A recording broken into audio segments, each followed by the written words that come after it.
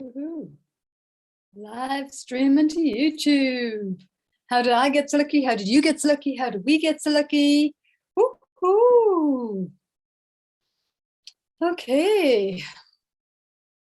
So welcome, YouTubers. I believe I am live. Live streaming to YouTube. How did I get so lucky? How did you get so lucky? Okay, so just turning that down and going to go back to my Zoom, live on YouTube. Woohoo. Okay, whoever watches this video, hopefully it all looks okay. I'm Mary Jo. I am, who am I? I am that I am. I'm a quantum healing hypnosis technique therapist and co-director of Vibrant Living Retreat here in Hemner Springs. And today I'm going to bring you something very special on this channel. I feel like it's very special. So I did a session, a quantum healing hypnosis technique session with a lovely lady that was on retreat here in April 24th. And as happens in sessions, she went pretty deep. And in the end, the last hour actually was the longest recorded hypnosis session I've ever done. And in the last hour, she ended up dropping in so deep into the unified field of oneness and just channeled a message for New Zealand and a reflective message of the last 2 years. That's obviously coming through her subconscious, directly from, called itself oneness, Ra, the light. So yeah, if you're not familiar with these sessions, basically shifting brainwave state. So I take a client into a deep hypnosis state, into deep theta brainwave state. And as we do that, we just slip from the conscious mind or the ego mind into alpha, into theta, and into that deep subconscious, deep conscious. So you can call it the higher self or the big self or the oneness field, the unified field actually of consciousness. So yeah, the deeper you go, the more expansive we become basically. And that's why it's so important to go inward in these times so we can feel the expansiveness of who we really are.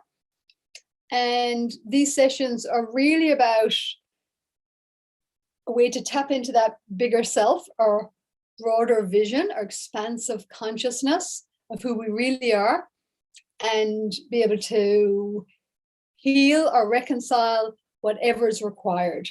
So that could be in childhood, past life stuff, maybe even recognizing galactic heritage and galactic family, only to be reminded that you chose to be here. So there's many different elements to these sessions. Everyone is unique. So releasing expectation is a big part of the quantum hypnosis session. So just to give you an idea, when a client comes with me in person or on Zoom, I'm also doing sessions on Zoom now called Introspective Quantum Hypnosis. I still do love in person as well. And so yeah, the first usually couple of hours actually is just chatting, and you're getting to share your story, your questions, and it's a big part of actually the session and the healing to get ready to eventually be able to go deeper into the hypnosis part, which is just the same as going to sleep every night. The conscious mind has to let go as you go into deep sleep, and then when you wake up in the morning, the conscious mind comes back out front and takes over the vehicle of the body to operate it in this world that we live in and this humanity that we're familiar with. But of course, who we are is so much more than this body and these thoughts running through our mind and these feelings. And so it's a way to connect into the bigness of who we are so that we can navigate our life as a human from a more expansive awareness state of consciousness and be able to begin to trust again the inner guidance to guide us from that more expansive state. Yeah, and life becomes a lot more fun and we realize not to take it so seriously And also just understanding, patterns, how we get stuck in patterns of energy, patterns of thought, patterns of actions, and that often can be actually our suffering, because we get stuck in limitations, limited thoughts, limited patterning, limitations of places that we haven't forgiven, we haven't let things go, attachments, all these kind of things, is very much connected to human restriction, resistance, limitation, suffering, struggle. And so that's what these sessions are about, is to tap back into that deeper place within and to remember, oh yeah, this is real. This connection inside is real, or realer than the outside world. And from in here, I can start to navigate my outside world with a lot more grace and a lot more peace and a lot more confidence, a lot more creativity and resourcefulness and attunement, if you like, to a greater sense of higher purpose, if you like, higher evolution, higher consciousness, for my highest good and the highest good of all. So yeah, that's why I'm so passionate about doing these sessions and just seeing the transformation. Just today, I had another lady in, and yeah, it was beautiful. Just the amount of level of stress that had just released and anxieties just looked like, yeah, she looked, her facial expressions just looked so much lighter as she left here than when she came in. And she said she felt like a weight had just been lifted. So that's the potential, that's the transformation in just one session. So I'll leave you with that. So what I'm going to do now is I'm going to share with you a channeled message from, my client has asked me to keep the name anonymous. She's quite shy, is quite new, quite different for her. Her day job is a very, what would you say, corporate kind of job. And yeah, so it was a bit of a surprise to her for this message to come through her and for her to be so tapped into this unified field and to have such a direct experience of it. So she's not quite ready to share herself publicly with this message. However, she has given me permission to share this part of the message that came through her channel as a conduit for that higher awareness, higher consciousness, our unified field. And I really felt like, as I was listening to it, I haven't listened to it since, this will be the second time I get to listen to it. I just really remember feeling, oh yeah, I needed to hear this as well. And this would be an amazing message to share with others. I feel like there's many of us that could really benefit from hearing this message and just going, oh yeah, that's right. Yeah, that resonates. I needed to be reminded of that. A few home truths. And so, yeah, so take what resonates, take what's helpful. As always with any information, always just take what is helpful and leave the rest. Okay, so let me do a little bit of a screen share. And so what I'm going to put up on my screen is I'm actually going to put up, let me see, I don't think I actually have it ready. So what I'll do, no, I won't screen share yet. What I will do is I'm just going to start to play this recording as I get ready with my screen share, and we'll see how it goes. About the turmoil, about the leader that's allowed her to, and that light, while she would have been a fantastic mum to lots of children, and you know, a couple word, she would have had a lot more children. So with this, I thought maybe there was more curiosity about that. But maybe, yeah. So can you share with us a bit more about that, to have a clarity around what has unfolded around the leadership and how people have responded to it? Are you specific about New Zealand or in general and around the world? There's both, but I think let's focus on New Zealand because you two are there. So I think that how do I say this? The darkness and the separation that must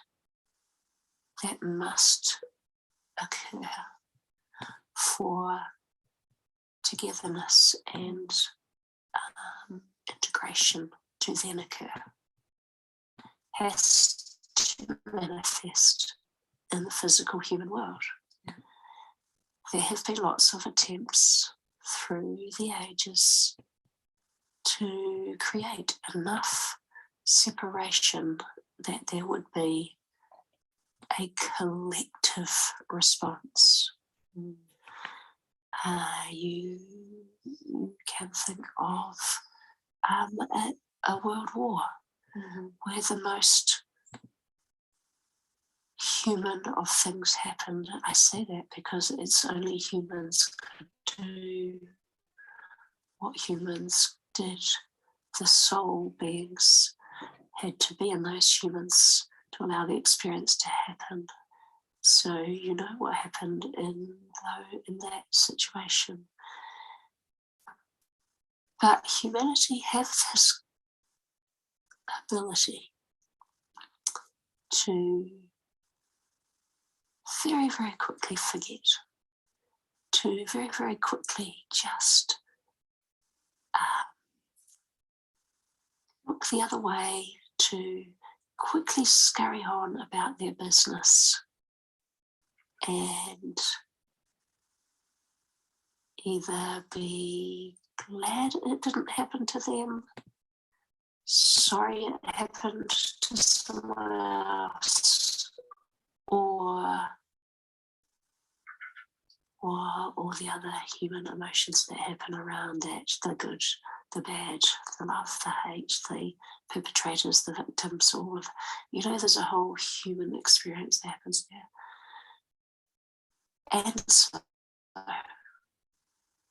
once again, there is an opportunity right here, right now.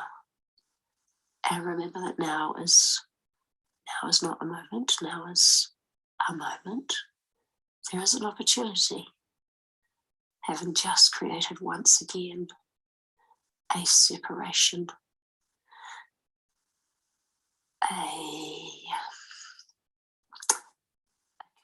of a time where people were moved to respond and not just scurry away, where other people were moved to question rather than just blindly live their lives in a daydream, where other people had a quiet wonder as they carried on about their business. There's an entire spectrum of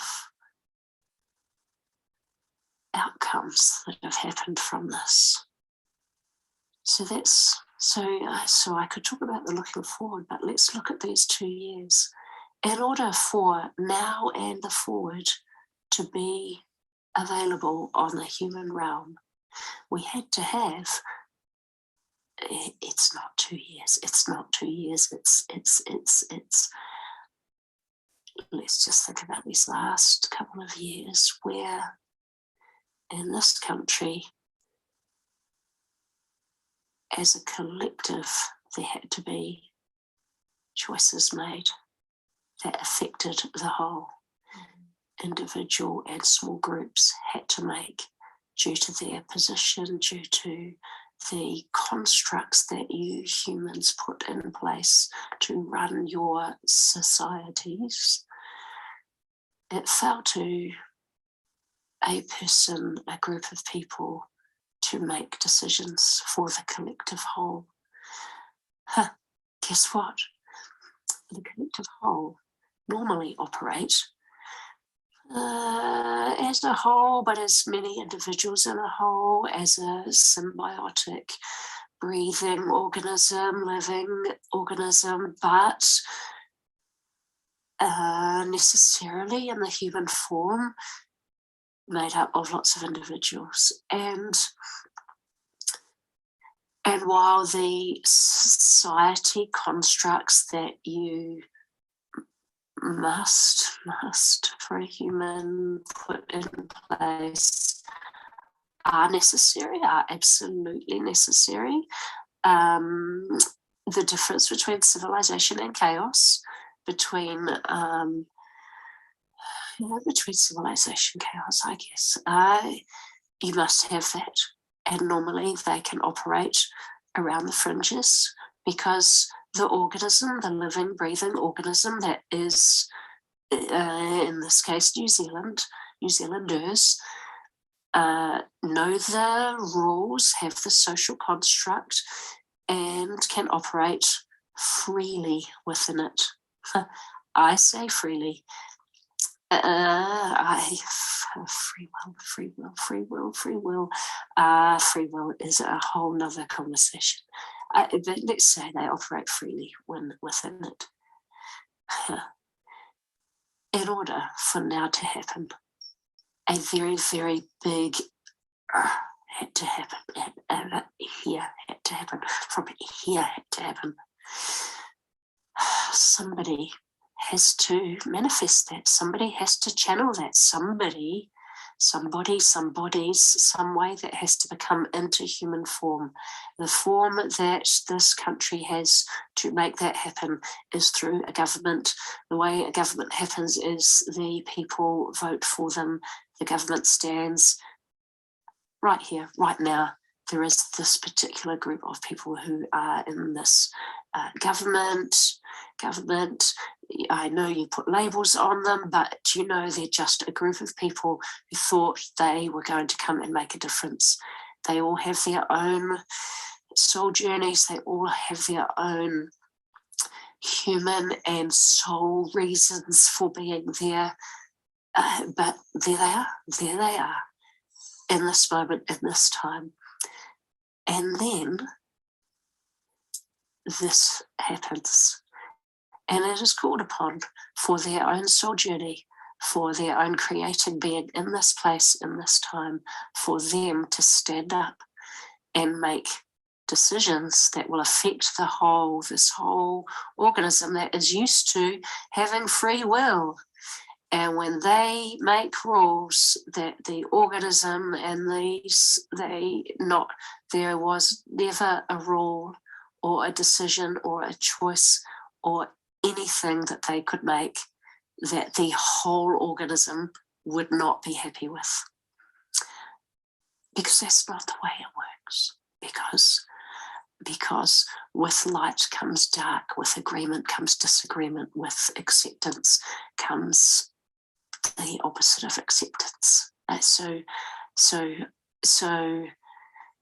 they were always going to make decisions, no matter what decisions. Let's just live with it. A lot of people would have been happy with that. A lot of people would have absolutely not. Let's not live with it. A lot of people were happy with that. A lot of people were not happy with that. Let's do ABC. Happy, not happy. Let's do XYZ. Happy, not happy. So listen to what I say. It is not about the ABC or the XYZ. It's not about what they choose. It's about how the humans responded. It's about how the organism responded. So therein lies what this is about. Therein lies our opportunity for growth as souls, for humans' opportunities for growth as individuals, as part of the organism, as part of it. If this individual could see that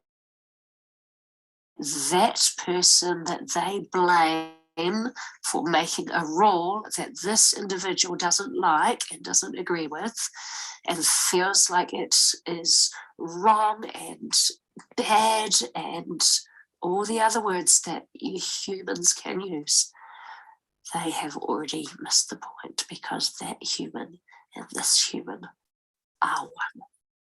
Because that decision was made by this human, and this human is responding to that decision, and that this human who made the decision is hating that decision, is loving that decision, is agreeing with that decision, is disagreeing with that decision. we are one. The oneness is both tangible and intangible, is logical and completely illogical. It is what binds humans, what tears them apart. It's what brings them together. It's what keeps them together. But it's also what allows them, it's the humanness that gets in the way, that allows them to then look and point and make wrong. And so these 2 years, for every player in this play, for the leaders, who, if the people could have compassion in their hearts, would say, but for them, there I would stand. I put them there. I demand they make decisions, and then they make decisions and I make them right for them, or I make them wrong for them. If these people could look at those people and have compassion in their hearts, so much would be different. These people who have had to step up the soul journeys that they are on, the lifetimes where they have not stood up and taken the lead when the lead was required, when a leader was required, the lifetimes I can't even count. The courage it takes to stand and lead when you know that you will not be loved, you know you will not be supported, you know, in fact, that your life could be in danger. And I talk about your little human life, but your soul life, that's what it feels like at a soul level. The courage to do that takes lifetimes to get to. And those people who have done that in whatever way and for whatever reasons have done that. And those people who have supported them have done that for whatever reason and for whatever part of their soul journey. And the people who haven't have done it for whatever reason, whatever. And all of it's okay. All of it is okay, because all of it is part of each individual and our collective journey. There is no right or wrong or should or couldn't or wouldn't or didn't or mustn't or anything going on here. I tell you one thing though, there is a giant conspiracy, and it's the conspiracy of the soul's journey back to the one. It's not a conspiracy even. It is the bigger picture. It is the essence of why humans are on planet Earth for this period of time, for this moment, this spark in the fire of the universe. That is why they are here, is for souls to come and have experiences, to learn, to grow, to know themselves, to come back to the one. And when one can see that all the little runnings around like little busy ants, and the should-haves and the would-haves and the could-haves and the shouldn't-haves and the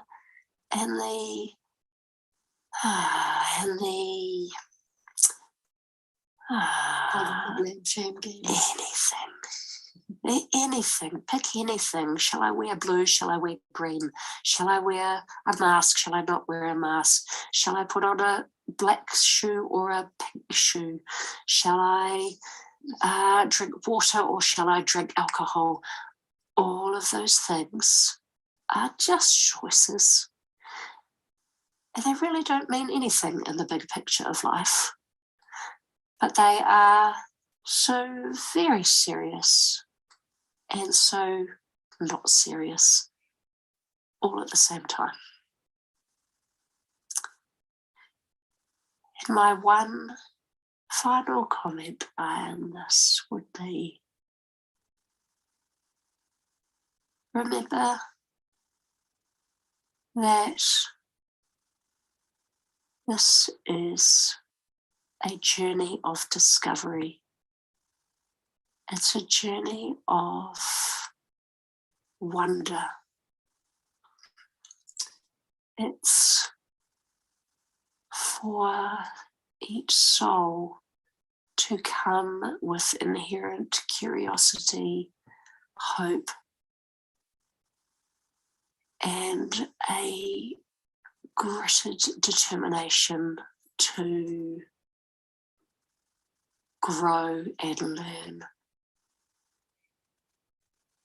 And if each little human could remember that,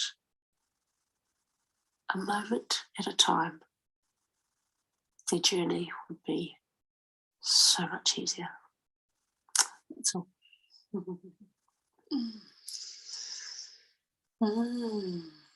So when right or wrong, good and bad and all that is put down, it all just is what it is, and everyone's on their journey, having experience. And everybody is acting.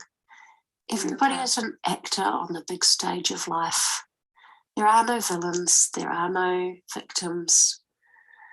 There are goodies and baddies, and then that act finishes and the next act starts, and we all put on different costumes, and the guy who was playing the baddie is now the girl who's the victim, and the girl who was the one who made the bad decision is now the adult who tells the girl that she is wrong, and we just come on and off and on and off in a different costume, in a different role, quicker than a blink of an eye. And yet you humans believe each moment, you believe each act, each role. It's a stage of life. It's a stage where you get to try on all the different possibilities, and we revel in that before the souls incarnate. We revel in the opportunity, and we say, well, shall I be, or shall I, or what do I need? And that's how we choose. We choose this. You each chose your body, your family, your life, your intellect, your heart, your personality, your this, your that, every aspect of you, you chose before you incarnated. Every aspect. Just think for a moment about that. Not just which family you were born into, not just were you a boy or were you a girl. That's an easy thing. Every aspect, every moment, you chose, you choose, you continue to choose. There are no baddies, there are no goodies. Nobody is doing it to you. You are not doing it to someone else or yourself. We just are. Each lifetime is another role that you get to come onto the stage and play for a while till you pop out the other side, and then you come back round and you go again in a different costume. That's all it is. And if humanity could remember that, just imagine how much fun you'd have. Just imagine what a joy it would be. And just imagine how serious it wouldn't be, and how Stuck in the mud we wouldn't have to feel. We wouldn't have to feel stuck, and we would still have our deeply human experiences. This is not about, so please don't get me wrong, this is not about flitting around the edges or staying out in the wings or deciding that because oh right, I don't need to take it seriously because it's just a game. I'm not going to fully immerse myself in the experience of being a human, in the human experience. That is not what this is about. This is about the bigger picture, knowing that while I have created this time being a victim who has been shot, I feel physical pain. I am bleeding, I am sad and regretful, I am hoping I will still live. That is all real. Be fully in the human experience, be fully in all that goes with that. It is just another opportunity to have more learning for a soul. Is there time for compassion in that moment? Is there time for love in that moment? Is there time to reach out, to push away, to stand up, to submit, to fight, to surrender? What is it in this lifetime that we need, that we came for, that we can learn from? It's all just a big opportunity. So back to these last 2 years. Whoever stood up and made decisions that you liked, that is what it is. It doesn't make them a good or bad person. Whoever made decisions, who stood up and made decisions that you didn't like, it isn't good or bad. It is just a decision that they made. You are having a human response to it for all the different reasons, your beliefs, your attitudes, your assumptions, your judgments, your wishes, your hopes, all the things that you've brought with you, your beliefs, your attitudes, your assumptions, all pile in, and you have a response. And a response is human, and a response is necessary. We are made to be fully physical, mental, emotional, spiritual beings, a being. So emotions are appropriate and required to be fully human. However, shooting the messenger, blaming, shaming, shoulda, coulda, woulda, didn't, shouldn't, mustn't, bad, things are going wrong, that is not part of fully in the human experience on the stage of life. Thank God. And that's all. There's one question that comes to me. So the people, and I know you said it's a broad range of responses. I would say just many people, specifically in New Zealand, I guess there's been a shock wave for many of perceiving the leaders one way and then being confronted by their behavior, presenting perhaps in a way that wasn't, that didn't line up to how they expected the leader to be, or to see the inconsistencies, I guess. So, or are they learning about discernment, or what are a lot of those people learning about? My response would be to say that they could consider thinking more deeply about what it was they didn't like, and including more wonder in their thinking and questioning, and some, how do you say it, put yourself in the other person's shoes. So while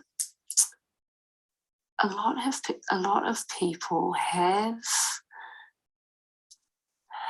felt hurt, betrayed, angry, let down, disappointed, disgusted, all of those words for what they perceive to be a betrayal or a insincerity, for untruth, for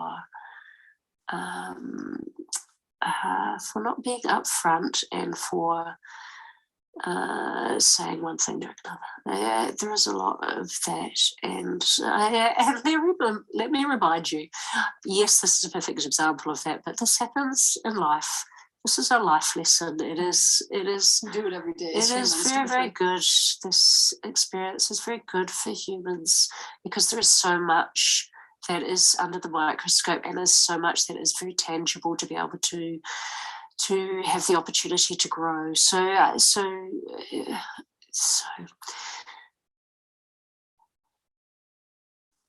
I would remind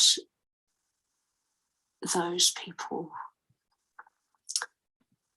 to think for a moment, but more importantly, feel for a moment how it might be to be in the shoes of a person who came into a job thinking they were going to do this, this, and this, with a heart and a mind and a soul, with good intention from their perspective. Remember, good is such a human construct, but from their perspective, good human intention. And then they were faced with a situation, an unfolding, an event that they and even the group around them and the group around them and even the group around them and anybody couldn't control.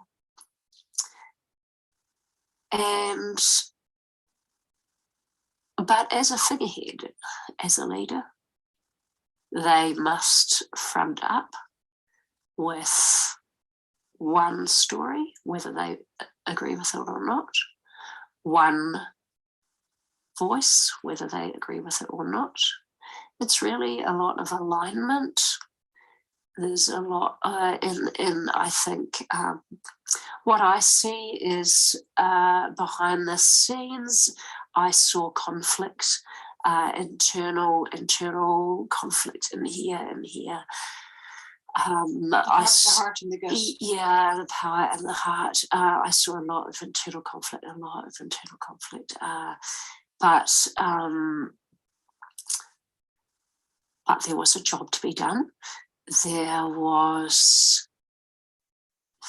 can only ever be a choice made at a moment in time, a choice, and then another choice, and then another choice. And at each step, no choice was ever the choice that had a flow.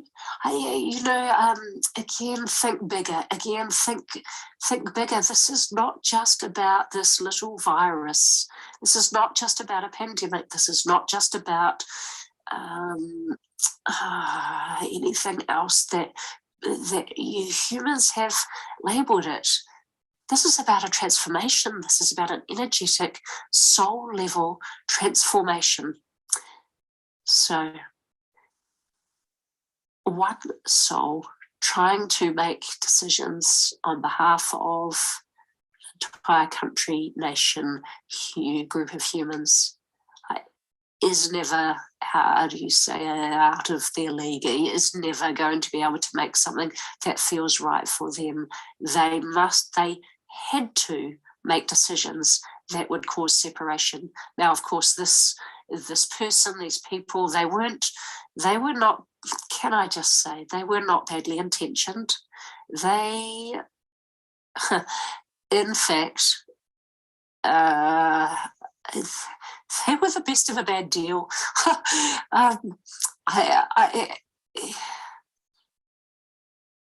They led with their heart as much as they could. They had what you humans considered impossible decisions to make. I would say at a universal level, other decisions could be made. But humanity has to evolve and grow in its own time, and that's why you're there. So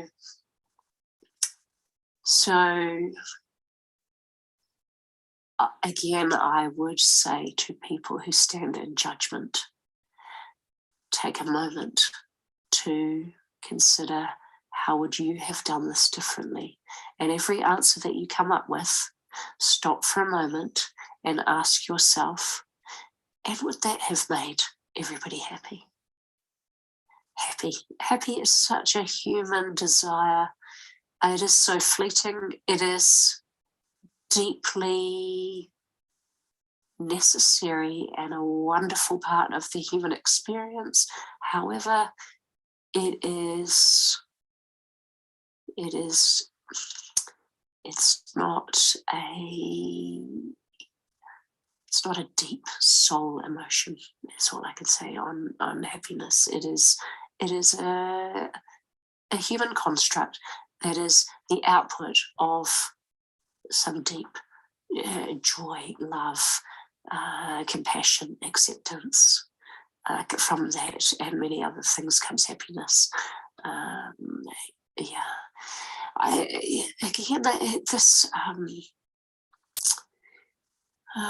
to help humans out. So humans want right and wrong, good and bad.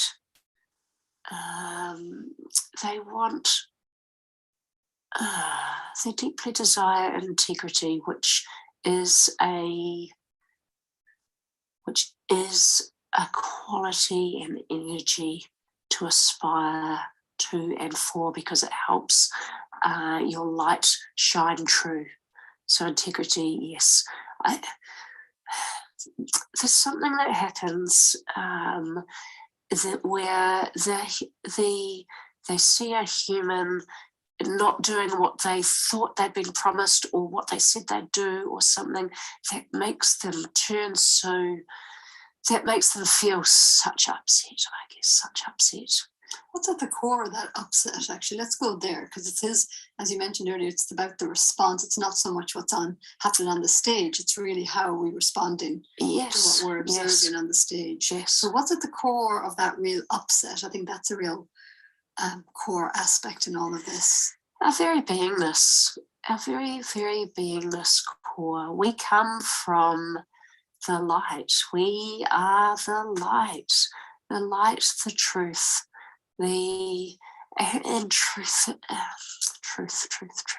Truth more than your human word encompasses. Truth at a so deep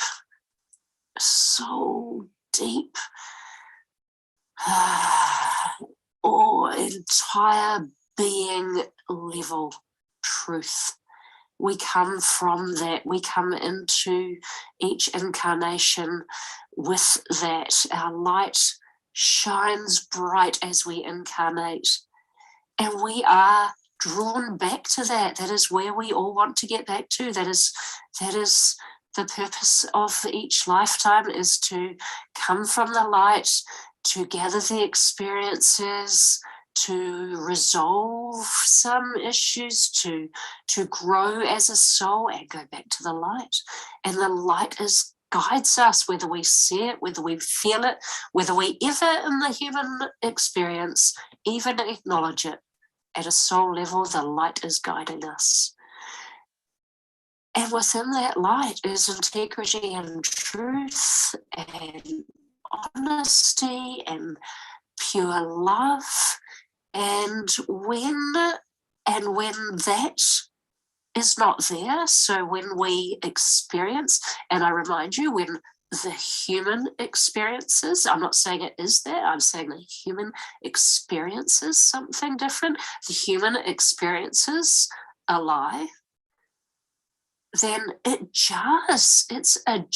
At a soul deep level, it jars against the light. It jars against the one.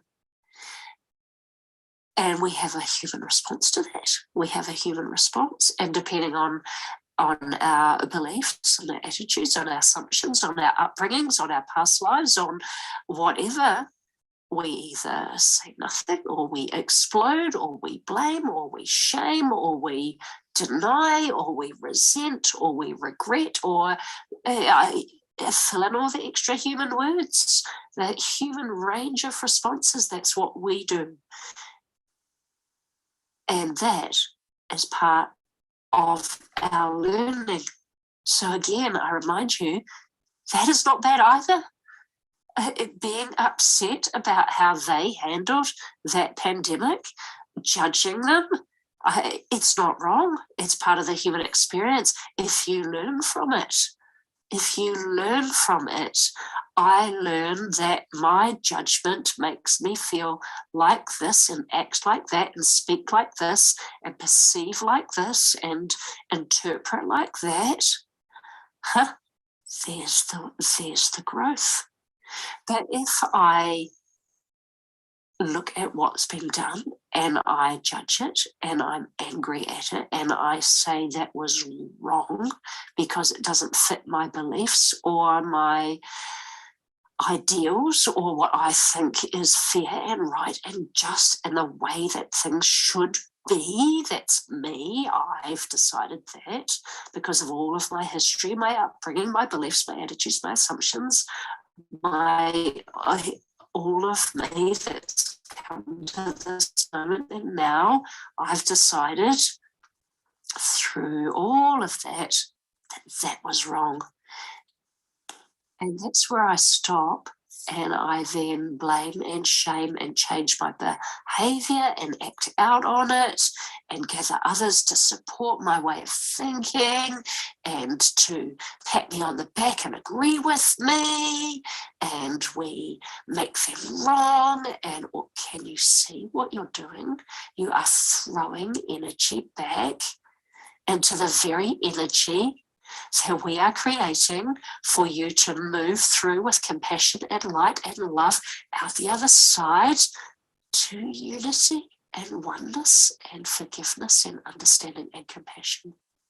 And as long as you stay in the blame, shame game, and the regret and the resentment and the wrong and shouldn't have and couldn't have and wouldn't have and didn't and mustn't and all of those, as long as you stay there, you are adding to the separation, the very separation you argue they are causing.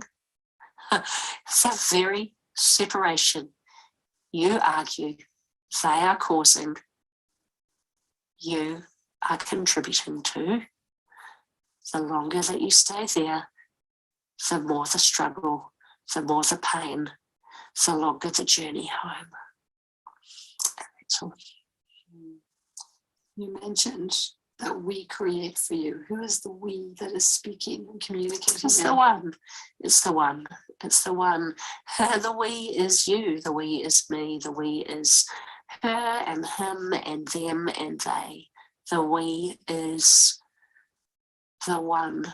And while you are in your human form, your spark, your light, your soul, your divinity, whatever human word you want to add to it, it still exists. It is still part of the one.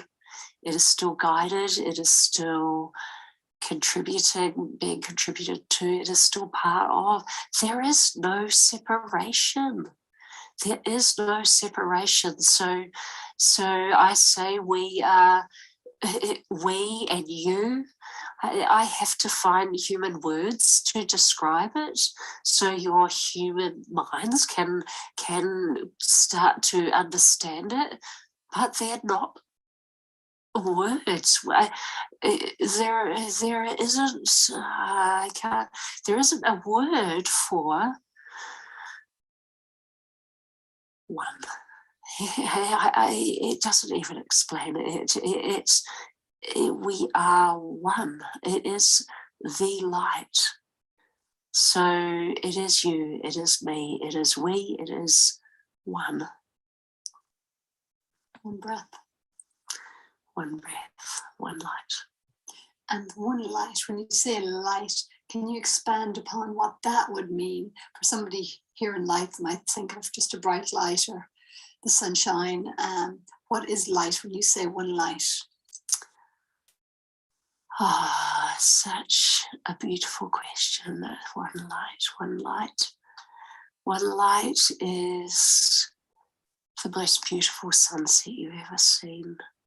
It's the smell of a newborn child. It is the touch of a feather on your face. It is the sound of the rain after a drought. It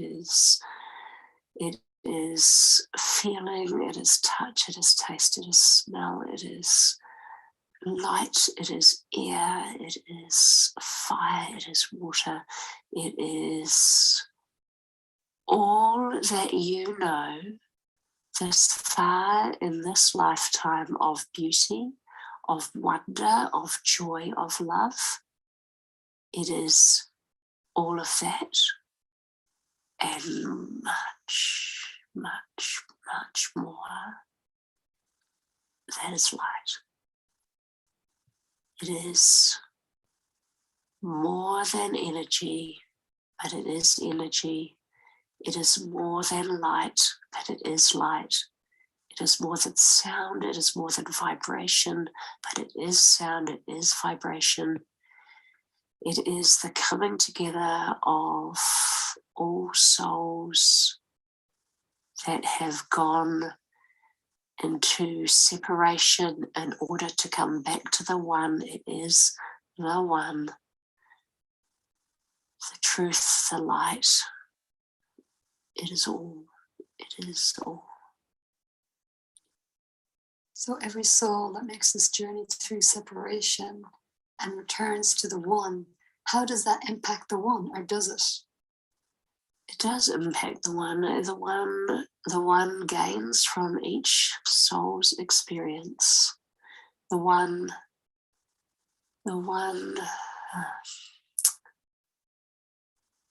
because it's not linear, then it's not that it gets bigger or better or more, because all of those are very linear constructs.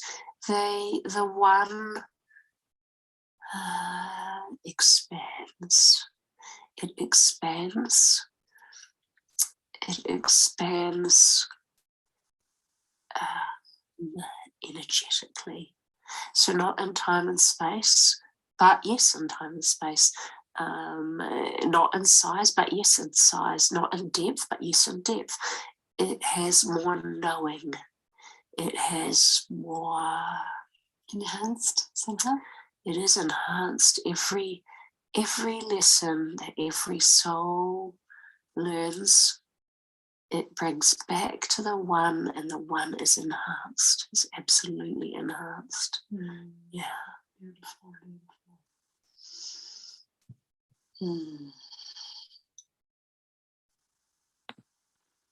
So does it feel like this part of the session would like to be shared more publicly? I'm relaxed. Well, so we complete that part. I'd just like to bring back to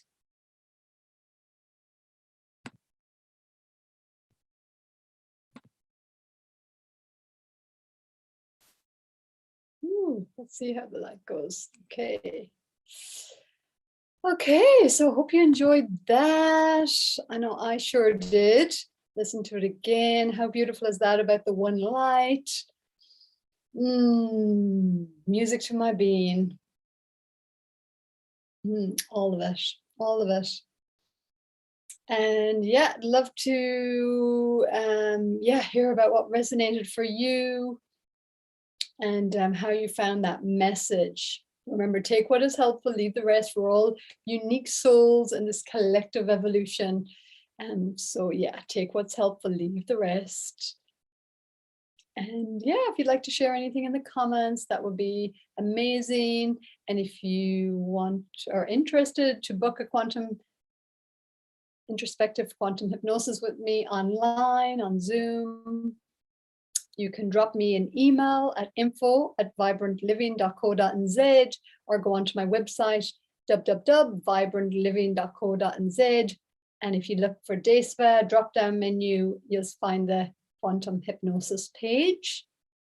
Or if you want to book a retreat, Quantum Wellness Retreat, they're also quite popular.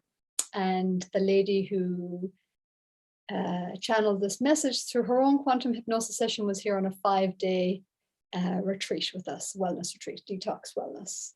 So we do yoga and we do all the wellness. So it's a very immersive Beautiful experience. And then do this quantum session, usually, you know, the second day from the end or something like that. Okay, so I'll leave you with that. Any questions, anything else? Pop in the comments.